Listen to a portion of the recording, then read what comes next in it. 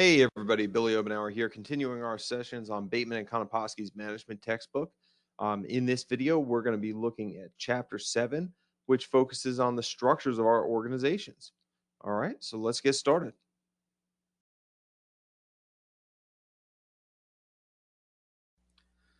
As we move through this lesson, we're going to start by talking about some of the fundamental characteristics of organization structure. Then we're going to move on to talk a little bit about vertical structure, followed by a little discussion on horizontal structures of the organization. All right, we're going to talk about how we use mechanisms within the organization to coordinate work. And then finally, we're going to talk about how we can improve our agility within the organization.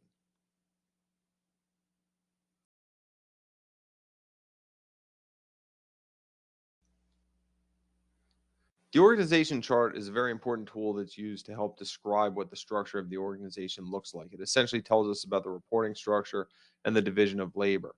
Now, in the example that we're looking at here, we see essentially six different divisions that report to the president. We got a finance division, an R&D division, a marketing division, a human resources division, metal products division, and a chemical products division. Now, within the chemical products division and the metal products division, you'll notice that we have human resources, finances, sales, and marketing functions that report to each of these different product divisions.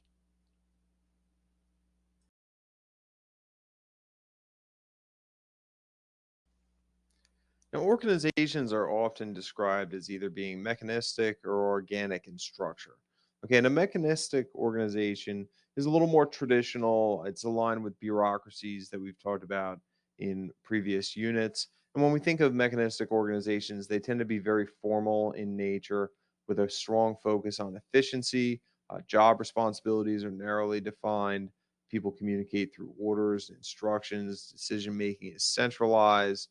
All right, there's an emphasis on obedience to authority. We have strong structure in terms of rules and guidelines, and employees are not very interdependent on each other. Okay, whereas an organic structure is a more modern version of an organization. The degree of formality here could be a little less, it could be a little more informal, and there's a lot of emphasis on flexibility. Okay, job responsibilities can change from time to time. All right, as far as communication goes, it's more interactive where we're seeking information and giving advice to others. Decision making can happen at the ground level, it's a little more decentralized. All right, there's a commitment to the organization as opposed to a commitment to authority. People often can make personal judgments about their decisions. They're not necessarily limited by rules and regulations, and employees are very dependent upon each other within an organic structure.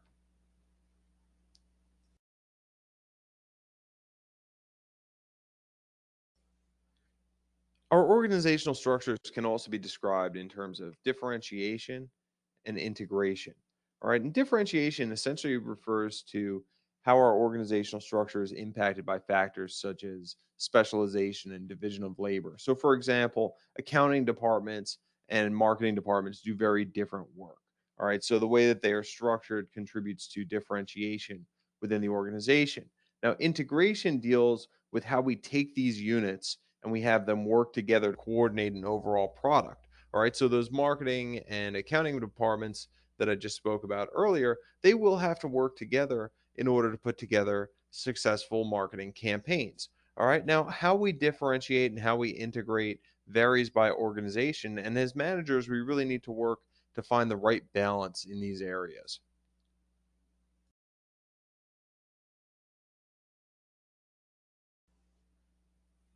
Now, related to differentiation, our division of labor refers to the assignment of different tasks to different groups and people. And this division of labor is often characterized by a process called specialization. And this is where different individuals are assigned different tasks and different jobs to do. All right, a great example of this goes back to Ford and the assembly line. You may remember in previous units we discussed how Henry Ford no longer had one person build an automobile and one person didn't even build one section of an automobile. Instead, one person's job might be to simply install the front driver's side wheel of the automobile. Okay, and that was that person's specialization. Now, when specialization is very high, specialization is very distinct, and employees tend to develop different perspectives and different thoughts about how to do a job, then we would say that differentiation within the organization is also high.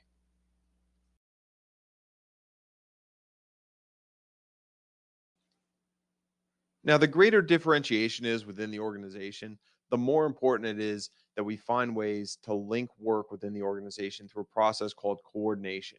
And with coordination, what we're trying to do here is we're trying to build structures within the organization that help to connect differentiated units. And differentiation can come from a variety of different places. It can come from variations in our vertical structure, okay, where the organizational's hierarchy, different levels within the organization. It can also come from variations within our horizontal structure or the way departments are broken up within the organization. All right, so we're going to move forward here. We're going to talk a little bit about vertical differentiation.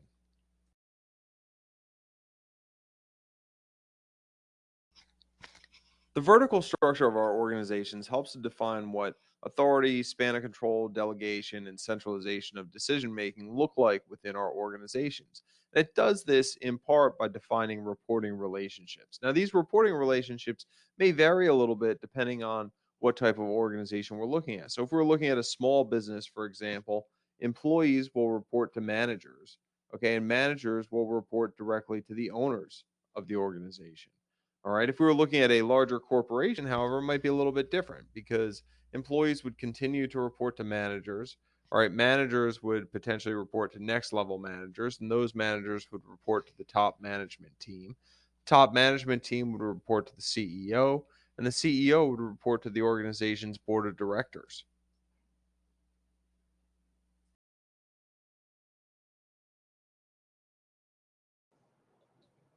Now, authority is related to the vertical structure of the organization in that authority gives you the legitimate right to make decisions and tell other people what to do. All right. And if you're ranked higher than somebody within the vertical structure of your organization, chances are you're going to have authority over that person. All right. Now, authority can be pretty clear in private companies, all right, where the owner is going to have the ultimate authority. But in larger companies, it gets a little more complex. Okay. Because as we mentioned before, the top management team will report to the chief executive officer, the CEO. So the CEO will have ultimate authority over the top management team and others within the organization. But the CEO also reports to the board of directors. Now, the board of directors doesn't manage every decision that the CEO makes, but ultimately the CEO is accountable to the board of directors. All right, now the board of directors may be seen as having the ultimate authority within large companies, but we have to remember that the board of directors is voted upon by the stockholders. So while the board of directors does not report directly to the stockholders, they don't take direction from the stockholders, they are typically fairly aware of the fact that if they make decisions that the stockholders are not happy with, they may be voted out the next time there's an election.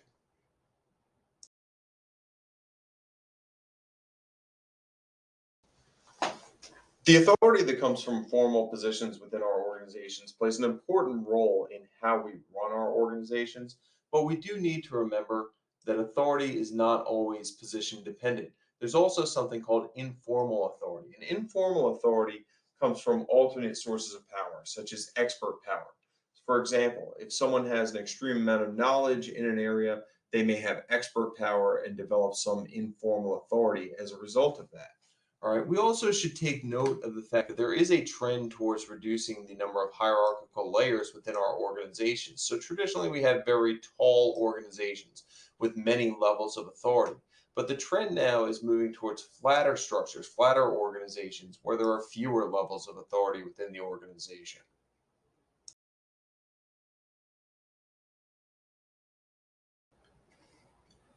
Now, this trend towards flatter organizations is having an impact on the span of control within our organizations. And the span of control refers to the number of subordinates who report directly to a manager or supervisor.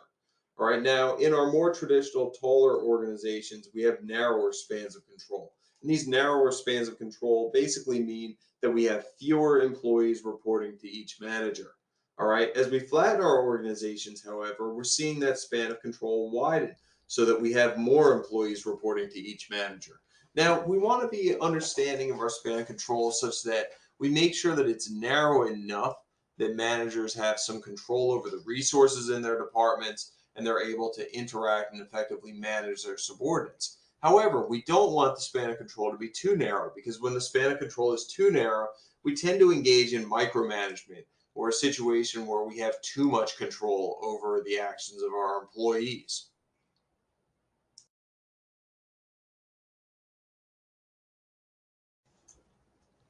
Managers often delegate to those who fall under their span of control. And what we mean by delegation is the assignment of new or additional responsibilities to our subordinates. All right, now as we give these tasks to our subordinates, they take on responsibility, which means they are assigned and expected to carry out the task.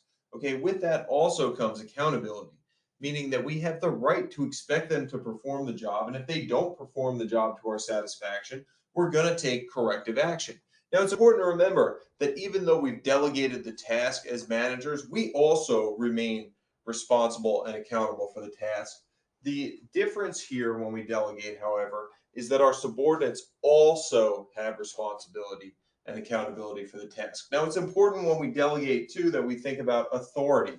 Okay, we want to give our subordinates the authority to make the decisions that they need to make in order to complete a task. If we don't give somebody the authority to make decisions that are necessary, it becomes very challenging to hold them accountable.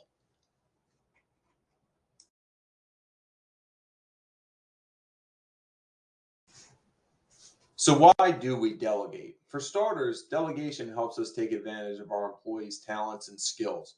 It also helps our employees develop skills in the area of management and develop their knowledge so that they're prepared to move up within the organization. All right.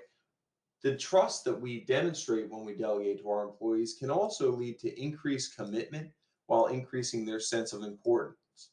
Most importantly, however, delegation helps to conserve managers' most valuable asset, time. All right, and when you think about this, I want you to think about something that I call the Cento rule. Years ago, a regional vice president in one of my companies said to me, I don't want you to waste any of your time doing something other people can do. I want you to spend your time doing things that only you can do.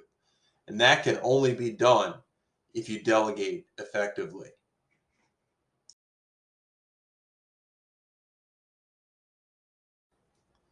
So now that we've established why delegation is important, how do we delegate?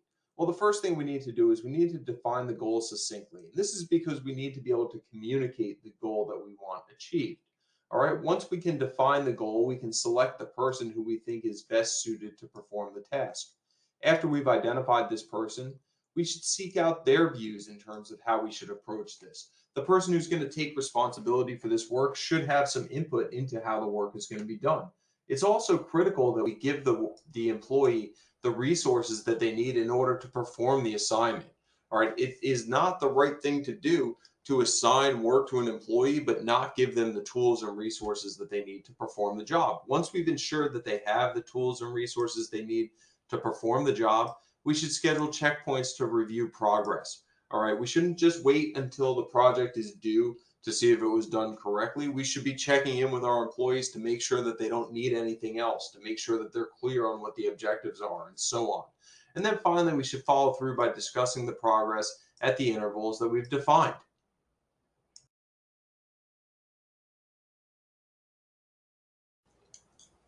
How delegation is used varies by organization.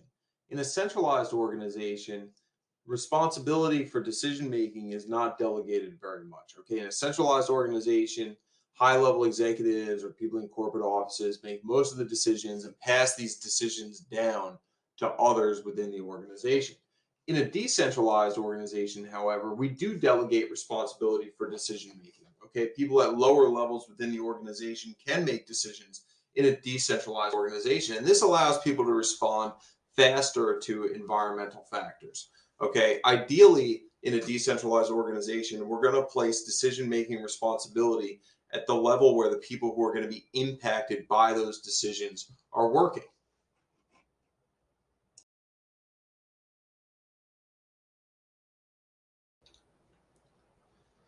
Now that we talked a little bit about the vertical structure of the organization, let's move on and discuss the horizontal structure of the organization.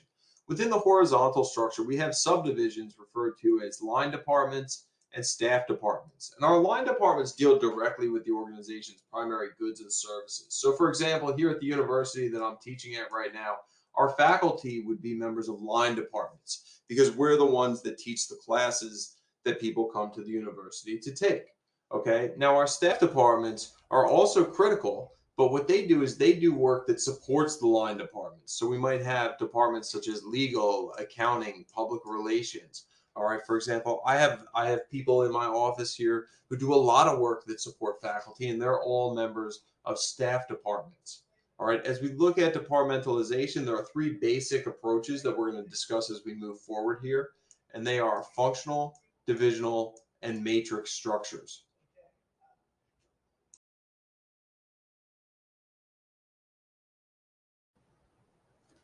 The first structure that we mentioned here is called a functional organization. And here our departments are broken up based upon specialized activities such as purchasing, manufacturing, marketing, finance, information technology, and human resources. And this creates a lot of advantages within the organization. We can realize economies of scale by grouping people who do like work together. All right. Monitoring of the environment's a little more effective in the sense that marketing people are more in tune with what's going on in the marketing world. Finance people are more in tune with what's going on in finance, and so on and so forth. We have some clarity around performance standards. We have the ability to do specialized training. We're able to take administrative work away from the people within these departments because there's actually departments that are dedicated to administrative work. Okay. And finally, decision making and lines of communication are pretty simple and clearly understood because people are working with those who are responsible for the decisions around the work that they're doing.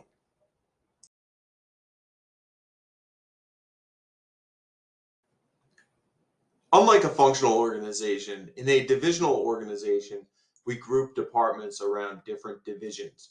So, unlike the functional organization where we would have one operations department, one marketing department, and one finance department, you see here in the divisional organization, we have these departments for each different division. All right, now what is a division? Well, a division can be broken up based upon products, it can be broken up based upon geography, or it can be broken up based upon customers.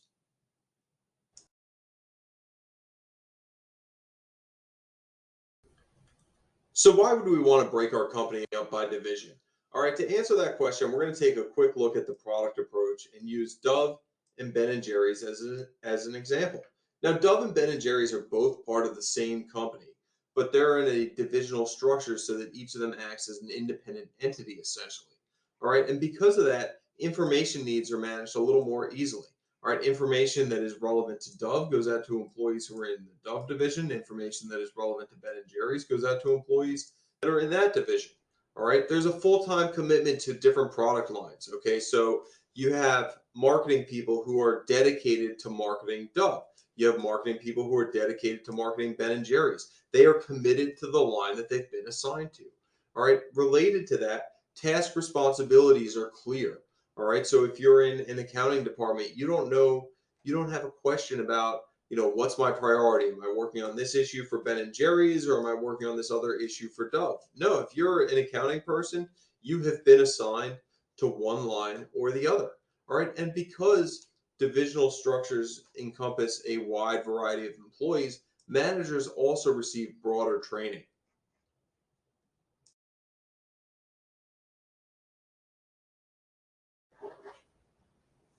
Now, in a matrix organization, we essentially try to take the best of a divisional organization, the best of a functional organization, and combine it. And what I mean by that is that our employees in a matrix organization will report to two different managers. They'll report to a functional manager, and they'll also report to a divisional manager. And I had something like this when I worked in retail because we had department supervisors that reported to management of their general location that they were in, but they also reported to specific management related to the areas that they worked in. So, for example, my pro sales supervisor reported to the divisional pro sales manager, but they also reported to the general manager for the store location.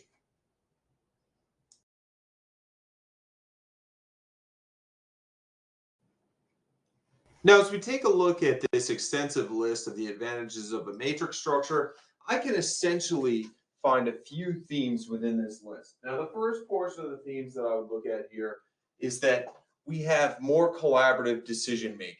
All right, and this is because we have people in line functions, people in department functions, they're coming together, they're working together within this structure.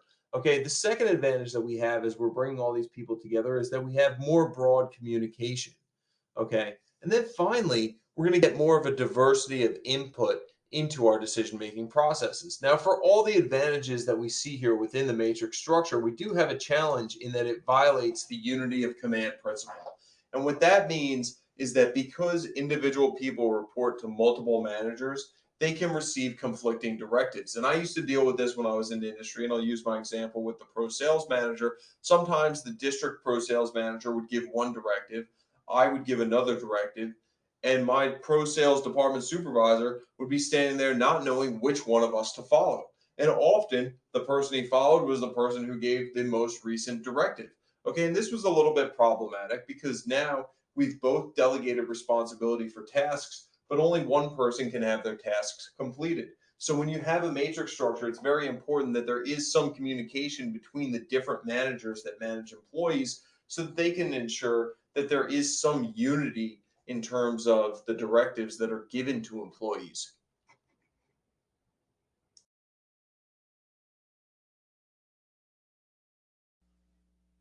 Now, a network organization is a little bit different from the organizational structures that we've been talking about because a network organization is essentially a web of interconnected, independent firms that work and collaborate together to produce a good or service. So, in the example that we've got down here on the bottom right, you see that we've got a variety of different firms. One designs the sofas, one manufactures the sofas, one advertises and markets them, and the other one warehouses and delivers them. And together, these four independent firms work together to present themselves as a sofa company that meets the needs of the customer.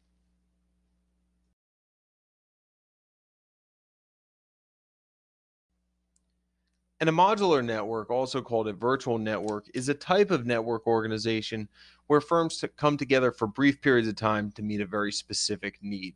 All right. And in these cases, a manager really takes on the role of a broker, whereas they don't necessarily have power in terms of overseeing everything that happens within the organization as much as they're managing relationships within the network.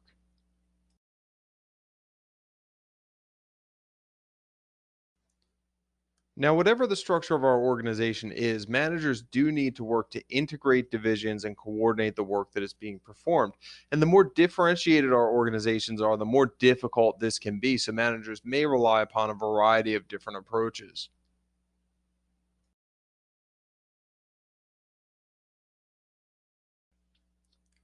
Two processes that can be helpful for coordination are standardization and formalization. Now, standardization refers to establishing routines and procedures that everyone's going to apply uniformly. So, we may use standardization if we were in a field where we had a bunch of researchers that were working together and they needed to share data. It may be beneficial to have them use the same type of data management software, the same type of data analysis software, so that data could be shared and used seamlessly. Okay, by establishing what type of software we're going to have the entire team use or the entire organization use, we are standardizing that process. All right, we also have formalization, which is the presence of rules and regulations that govern how people are going to interact within the organization. Essentially, what this is, we're going to define what our processes look like. Okay, so if you need to purchase something, what does the process look like that you go about to do that? If you need to travel, what is the process for making travel happen, and so on and so forth. But by establishing rules that govern how these interactions take place, what we've done is we've engaged in formalization.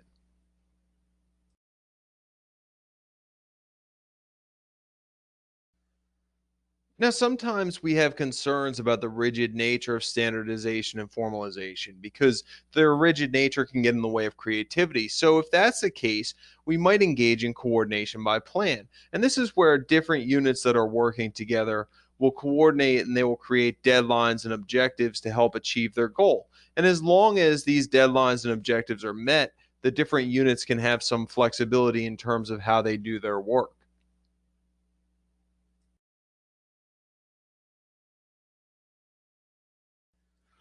Now, building on coordination by plan, coordination by mutual adjustment allows people who are working together to make accommodations for things that happen throughout the work process. So, meeting a specific timeline may not be the most important thing with coordination by mutual adjustment because different groups and different people who are interacting will accommodate each other. Now, this is definitely the most flexible method of coordination that we've discussed so far, but we also have to recognize because adjustments are so common here, this process may take a little more time.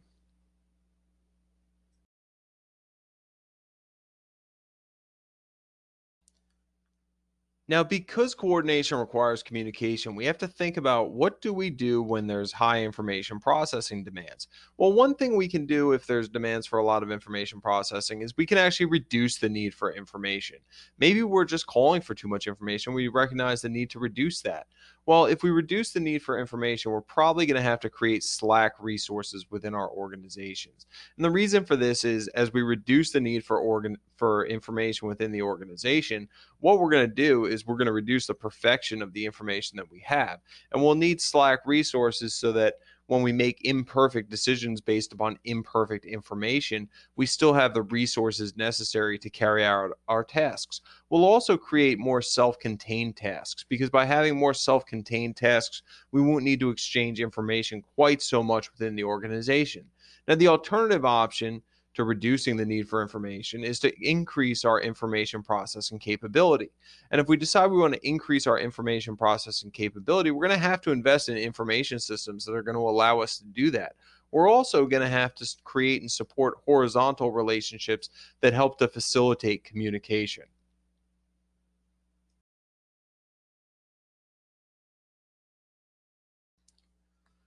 Because of how quickly the world has been changing, organizations are also starting to place an emphasis on structures that allow them to maintain their agility.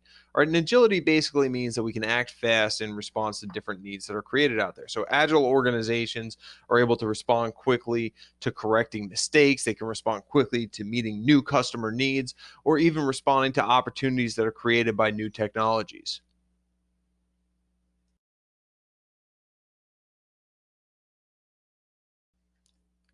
Now, there are a variety of strategies that we can engage in order to promote organizational agility. And the first of them is going to be to organize around our core capabilities. And what we're doing here is we're making sure that our business is organized around the areas where we have knowledge and expertise. And this expertise is going to contribute to our agility because we're going to be able to respond to the environment.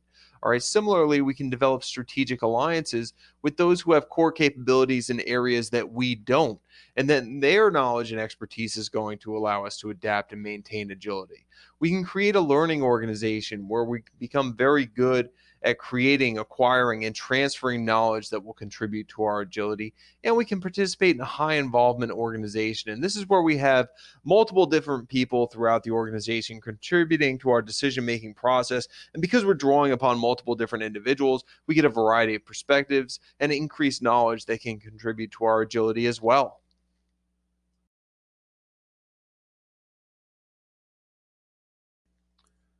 Now, one of the primary purposes of organizational agility is to meet the needs of the customers. All right, so many agile organizations place a strong emphasis on quality in order to meet those needs. And they can do so through TQM or total quality management, which basically involves ongoing process improvement. So, with TQM, when we notice a problem in a process, we address that problem immediately rather than waiting for it to become a bigger problem. Okay, related to TQM, the Six Sigma quality approach analyzes defects and seeks to reduce defects to well under 99%.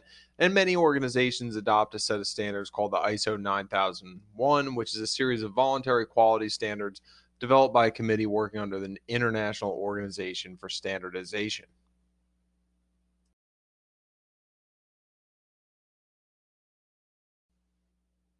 Now, meeting the needs of your customers also involves integrating the right organizational structure with the right technology.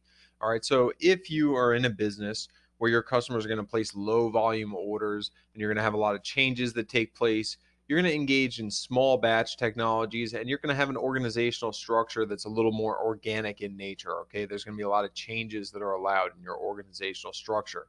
If you're in an industry where your customers are going to be placing high volume orders, and they're not going to need a lot of variation, you're probably going to engage in more large batch technologies, and you're going to maybe have a little bit more of a mechanistic structure, okay, because you're not going to need to have the flexibility that others need. And then there's also continuous process technologies, and this is where we're meeting the needs of customers through products that are produced continuously where we don't actually even stop the manufacturing process, and people have very little to do with the manufacturing process itself.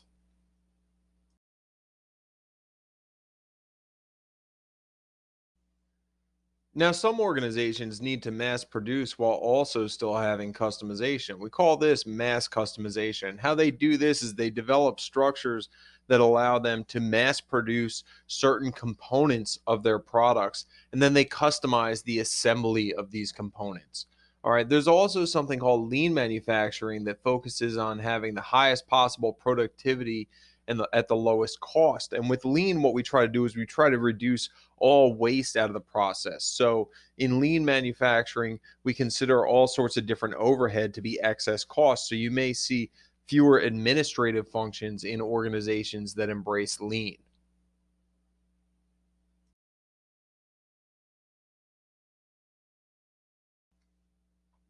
Now, similar to lean, a just in time inventory system attempts to reduce waste by eliminating excess overhead within manufacturing process.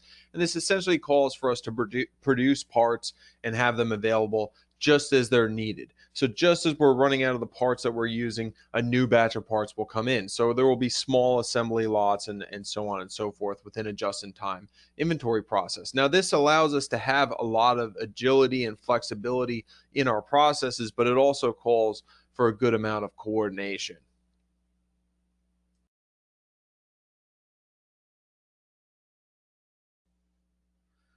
So, thank you for joining me for this lesson on organizational structures. This is Billy Obenauer here saying, hope you enjoyed it, hope you learned something, and we'll talk to you soon.